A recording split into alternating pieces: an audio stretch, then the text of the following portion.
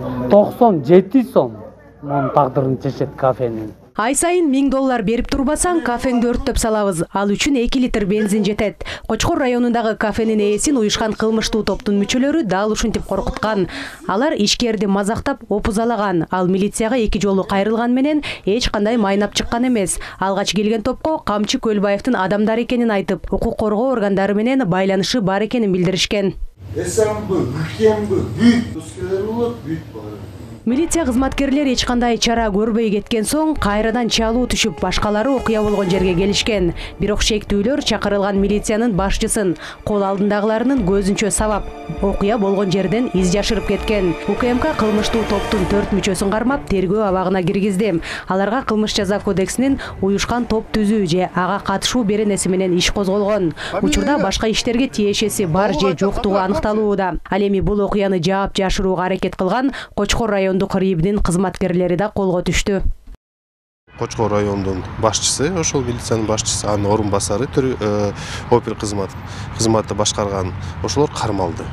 Менин оюмча бул абдан жаман жана өкүнүчтүү көрүнүш. Бул кармоолор бул биринчиден мыйзам чегинде болду. Экинчиден ага жол бербестик үчүн коомчулукта ошолдой жаман окуялар менен, жаман көрүнүштөр менен эң негизги ички иштер органдарына шек келтирген окуялар менен күрөшүшүбүз керек.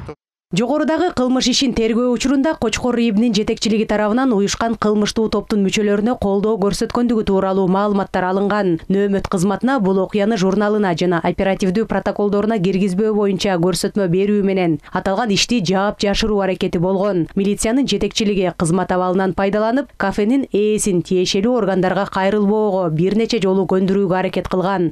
Милиция кызматкерлеринин мындай аракети уюшкан кылмыштуу топтордун баш көтөрүүсүнө жол ачат.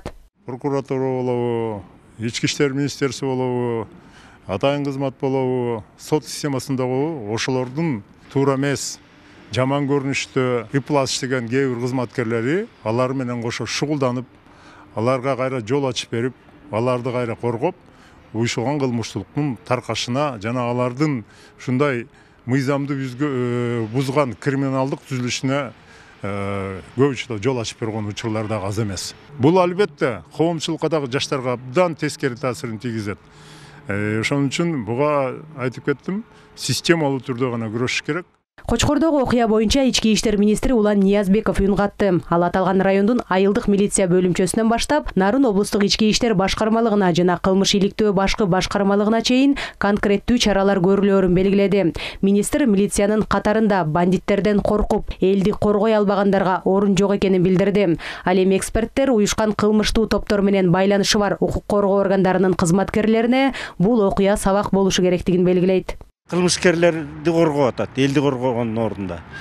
Бул чоң сабак болуш керек. Укук коргоо органдары чыккынчылык кылып, элине чыккынчылык кылып, өзүнүн министерствосуна чыккынчылык кылып, антын бузуп аткан бул өтө чоң жаман көрүнүш деп эсептейбиз. Бирок бир бизди кубантып атканы ушу жогорку бийликтегилер, ушу министр баш болуп, мына бөлөк дагы укук коргоо органдары ушулардын баарын тең ордуна койгону бул жакшы деп атабыз. Мындайды болтурбаш үчүн ошо түшүндүрүү иши да жүрсүн.